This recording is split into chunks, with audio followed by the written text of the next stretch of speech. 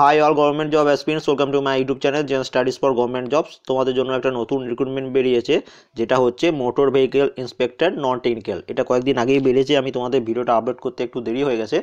তোমরা তবু তোমাদের জন্য কিছু একটু ইনফরমেশন দেবো যে এটা জব প্রোফাইল কি, তোমাদের পুলিশের ড্রেস পরতে হবে কি হবে না, এবং মহিলারা অ্যাপ্লাই করতে পারবেন কি পারবেন না, এবং এর জন্য কি বই পড়তে হবে। কারণ প্রিভিয়াস ইয়ার যে কোশ্চেনটা, প্রিভিয়াসের বলতে কয়েকদিন আগে এর একটা এক্সাম হয়ে গেল, কয়েকদিন এই মোটর ভেহিকেলস ইন্সপেক্টরেরই কিছুদিন আগে একটা এক্সাম হয়েছে। তা সেটা রিলেটেড তোমাকে কী কী বই পড়তে হবে এবং তোমার কীরকম নলেজ দরকার, তা সেটা আমি তোমাদের এই ভিডিওটাতে বলে দিচ্ছি। যারা জেনুইন ক্যান্ডিডেট, মানে ভালো নলেজ আছে তোমাদের সাবজেক্টের ওপর, হিস্ট্রি, জিওগ্রাফি বা তোমার ইকোনমিক্স, পলিটি, ঠিক আছে, ডেপথ নলেজ যাদের আছে, তো তাদের জন্য এই ভিডিওটা, ঠিক আছে, একটু দেখে নাও।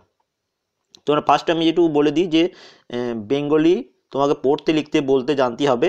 যদি তুমি নেপালি হও তাহলে তোমার দরকার নেই, হিন্দিভাষী হও তাহলে কিন্তু তুমি অ্যাপ্লাই করতে পারবে না, ঠিক আছে। টোটাল পোস্ট হচ্ছে 74টি পোস্ট, ওবিসিদের জন্য হচ্ছে 8টি, এবং ওবিসি বিদের জন্য হচ্ছে, সরি এটা একটু এখানেই দেখিয়ে দিচ্ছি, দেখে নাও এখানে ভালোভাবে দিয়ে দিয়েছে, যেখানে দেখে নাও আনরিজার্ভদের জন্য হচ্ছে 37টি, এসসিদের জন্য হচ্ছে 17টি, এসটিদের জন্য হচ্ছে 4টি, ওবিসি এ যারা আছো তাদের 8টি, ওবিসি বি যারা আছো তাদের 4টি, পিডাব্লিউবি অর এলবি তাদের জন্য একটা, পিডিএলডি অর সিপি যারা আছো তাদের 1টি, এবং এমএসপি দের 2টি। টোটাল হচ্ছে 74টি। এবং এই যে পিডিবি অর পিডিএলসি, এটা ফুল ফর্ম দেখো এখানে নিচে লিখে দেওয়া আছে, এটা তোমরা অফিসিয়াল নোটিফিকেশনে পড়ে নেবে, ঠিক আছে। আমি বাকি যেগুলো ইম্পর্টেন্ট ডিটেলস সেগুলো তোমাদের বলে দিচ্ছি। ফার্স্ট দেখে না, তোমাদের পে স্কেল হচ্ছে তোমার 7100 থেকে 37,600, এবং গ্রেড পে দেবে 3,900, যেটা তোমাদের WBCS এর গ্রুপ সি পোস্ট যেগুলো হয় সেই সময় তোমাদের স্যালারি দিচ্ছে, খুব ভালো স্যালারি। যোগ্যতা কী চেয়েছে? যোগ্যতা হচ্ছে তোমাকে ব্যাচেলার ডিগ্রি, গ্র্যাজুয়েশন পাস হলেই হবে, যে কোনো জায়গা থেকে তুমি গ্র্যাজুয়েশন পাস করেছো, পাস কোর্সে হলেও তুমি অ্যাপ্লাই করতে পারবে। সেকেন্ড যেটা মেন, যেটা হচ্ছে must have the minimum physical standard as mention below, মানে তোমাকে যেটা নেক্সট যেটা হতো, তোমার যদি এই ফিজিক্যাল স্ট্যান্ডার্ডগুলো তুমি যদি পার করে থাকো তাহলে তুমি অ্যাপ্লাই করতে পারবে, কিন্তু এর থেকে যদি কম হয় তাহলে তোমরা অ্যাপ্লাই করো না, রিজেক্ট হয়ে যাবে, ঠিক আছে। ক্যান্ডিডেট অফ অল ক্যাটাগরি, মানে সমস্ত category except Gorkha, Garhwali, Rajbanshi and others hill tribe or schedule caste, যারা শিডিউল ট্রাইব আছো, মানে এসটি আছো, এবং তার সাথে গোর্খা, গাড়োয়ালি, রাজবংশী এবং আদার্স হিল ট্রাইব যারা আছো তাদের বাদে, মানে সমস্ত জেনারেল ক্যান্ডিডেট যেসব আছো, ঠিক আছে, যাদের এইসব জায়গায় বাড়ি নয়, তাদের হাইট হতে হবে 170 সেন্টিমিটার, এবং চেস্ট হতে হবে 86 সেন্টিমিটার, এবং তার সাথে চেস্ট ফুলিয়ে আরও 5 সেন্টিমিটার তোমাকে বাড়াতে হবে, এবং ওয়েট হতে হবে কি, হাইটের সাথে ওয়েটের যেন যে রেশিওটা হয় নর্মালি সেটা হলেই হবে। এবং তার সাথে যারা গোর্খা, গাড়োয়ালি, রাজবংশী যারা আছো তাদের হাইট 160 সেন্টিমিটার হতে হবে মিনিমাম, এবং তোমাদের চেস্ট 81 সেন্টিমিটার হতে হবে, এবং 5 সেন্টিমিটার মানে ফুলিয়ে, ঠিক আছে, আরও 5 সেন্টিমিটার। এবার দেখে নাও, এখানে অনেকজনের বক্তব্য যে মেয়েরা অ্যাপ্লাই করতে পারবে কি পারবে না, সেটা দেখো তোমাদের এখানে দেখে দিয়েছে, এই যে ইনফরমেশন এখানে লিখে দিয়েছে, দেখো যে submission of more than one application for one particular post is strictly forbidden, মানে তুমি একবারের জায়গায় দুবার তুমি ফর্ম ফিল আপ করতে পারবে না। The candidature of a candidate who submit more than one application for the admission to the selection procedure, বলছে তুমি যদি একের বেশি ফর্ম ফিল আপ করো তাহলে উইল বি ক্যান্সেল, তোমার ক্যান্সেল করে দেবে। ইভেন এখানে দেখো ইফ হি অর সি বলেছে, if he or she admitted to the same, এখানে কি বলেছে যে তুমি একের বেশি ফর্ম ফিল আপ করে দিয়েছো, দুটো তোমার অ্যাডমিট কার্ড হয়ে যাবে, তখন তোমাকে এটা রিজেক্ট করে দেবে দুটোই, তুমি আর এক্সাম দিতে পারবে না। কিন্তু মেন ব্যাপার হচ্ছে এখানে হি এবং সি, মানে ছেলেরাও অ্যাপ্লাই করতে পারবে, মেয়েরাও অ্যাপ্লাই করতে পারবে, এটার জন্য আমি বলেছিলাম যে মেয়েরাও অ্যাপ্লাই করতে পারবে। কিন্তু মেয়েরা অ্যাপ্লাই করতে পারলেও তাদের ফিজিক্যাল স্ট্যান্ডার্ড যত সম্ভব এরকমই হতে হবে। এবার দেখে নাও তোমাদের এখানে জব প্রোফাইলটা কি, তোমরা যেসব ড্রাইভিং লাইসেন্স করো, আমরা যেসব জায়গায় ড্রাইভিং লাইসেন্স করতে যাই যে অফিসগুলোতে, সেখানে যারা কম্পিউটারে বিভিন্ন রকম কাজ করে, তোমার ডকুমেন্ট ভেরিফিকেশন যেমন করে, অন্যজন একজন দেখবে তোমাদের ফর্ম ফিল আপে যেসব সাইন ফাইন যেগুলো করতে হয়, তাছাড়া আদার্স ওই অফিসে যেসব পোস্টগুলো রয়েছে তোমাদের একদম ডাইরেক্ট ওই অফিসেই তোমাদের পোস্টিং হবে, ঠিক আছে, একদম অফিসিয়াল লেভেলেই তোমাদের হবে, এবং একদম পুরো এসির মধ্যেই তোমরা এসি রুমের মধ্যেই বসে থাকবে, তোমার অফিসিয়াল কাজ হবে, ঠিক আছে, কোনো রকম বাইরে গিয়ে তোমাকে ইন্সপেকশন করতে হবে এমন কিছু নয়, বেশিরভাগ ক্ষেত্রে এটা হয়, ঠিক আছে। কারণ আমি একজন এই নন টেকনিক্যাল স্যারের সাথে কথা বলেছিলাম, তিনি এই পোস্টে আছেন, তিনি যেটুকু বললেন সেটাই তোমাদের বলে দিলাম, ঠিক আছে। এবার দেখে নাও এজ লিমিট 18 থেকে 39 বছরের মধ্যে হতে হবে, ঠিক আছে। তাছাড়া এসসি এসটি যারা আছো তাদের ছাড় আছে, সেটা তোমরা জানো কত করে ছাড় আছে। এবার দেখে নাও syllabus, part A written exam হবে তোমাদের, এবং পার্ট বি হচ্ছে ইন্টারভিউ বা পার্সোনাল টেস্ট বা ইন্টারভিউ হবে।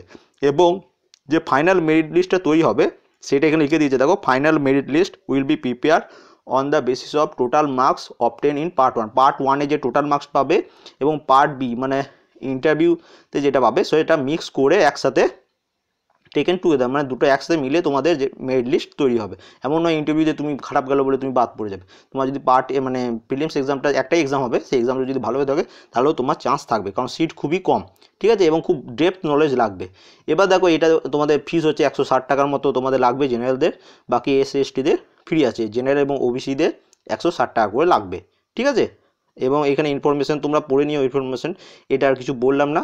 আরও তোমাদের যদি কোনো রকম মানে স্পোর্টস ক্যাটাগরিতে কোনো সার্টিফিকেট থাকে সেটা তোমরা আপডেট করতে পারো, এবং তোমাদের অফিসিয়াল ওয়েবসাইট গিয়ে তোমাদের অ্যাপ্লিকেশন যত সম্ভব শুরু হয়ে গেছে, এবং তোমাদের ফর্ম ফিল আপ অ্যাপ্লিকেশন তোমার 27 জানুয়ারি থেকে শুরু হয়ে গেছে, ক্লোজিং ডেট হচ্ছে 17 ফেব্রুয়ারি, এবং লাস্ট ডেট অফ ফিস পেমেন্টেরও লাস্ট ডেট হচ্ছে 17 ফেব্রুয়ারি, ঠিক আছে।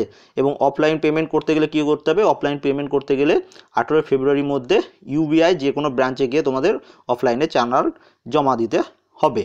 এবার তোমাদের একটা বলে রাখি, তোমরা যদি এই রিসেন্টলি যে এক্সামটি হয়ে গেল নন টেকনিক্যালের তোমাদের এটার, ঠিক আছে, মোটর ভেহিকেলসের রিসেন্টলি যে এক্সামটা হয়ে গেছিলো সেখানকার মেন্স একটা যে প্রিলিমস এক্সাম হয়েছিল বা একটি সিঙ্গেল এক্সাম যেটা হয়েছিল, কোশ্চেন কিন্তু খুবই হাই স্ট্যান্ডার্ড কোশ্চেন ছিল, ঠিক আছে।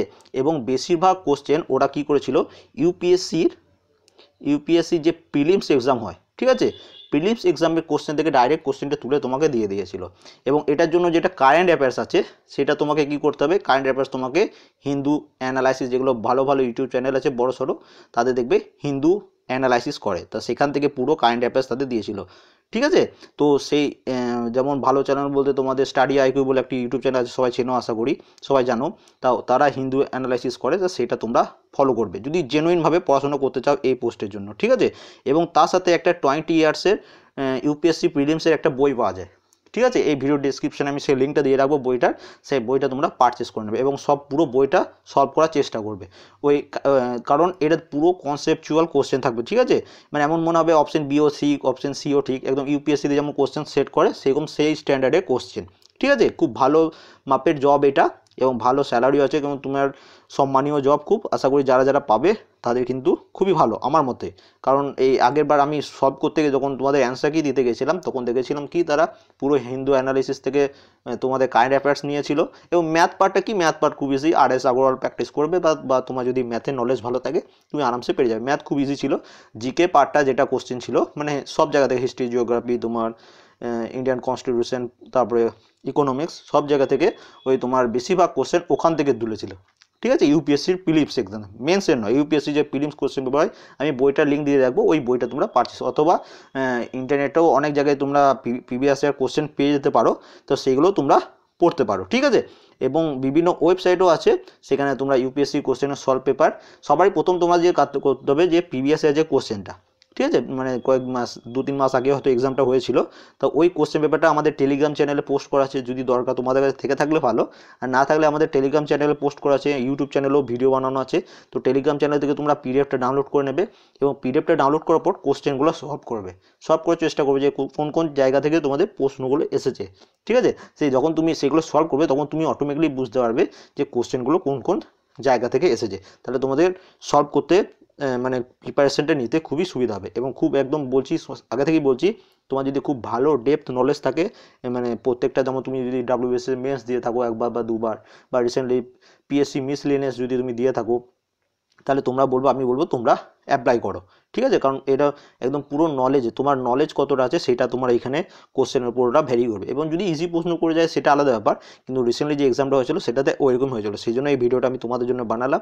এবং ওই বইটারও লিঙ্ক তোমাদের এই ভিডিও ডেসক্রিপশনে দিয়ে রাখছি, তো তোমরা ওই বইটাও অনলাইনে কিনে নিতে পারো, অথবা গুগলে সার্চ করবে, অনেক ইউপিএসসি প্রিভিয়াস ইয়ার কোশ্চেন পেয়ে যাবে, সেখান থেকেও তোমরা পড়তে পারো। মোট কথা তোমাকে ডেপথ নলেজ লাগবে, খুব ভালোভাবে একদম মানে বেস্টভাবে তোমার প্রিপারেশন নিতে হবে, তবে এই এক্সাম ক্র্যাক করতে পারবে, ঠিক আছে।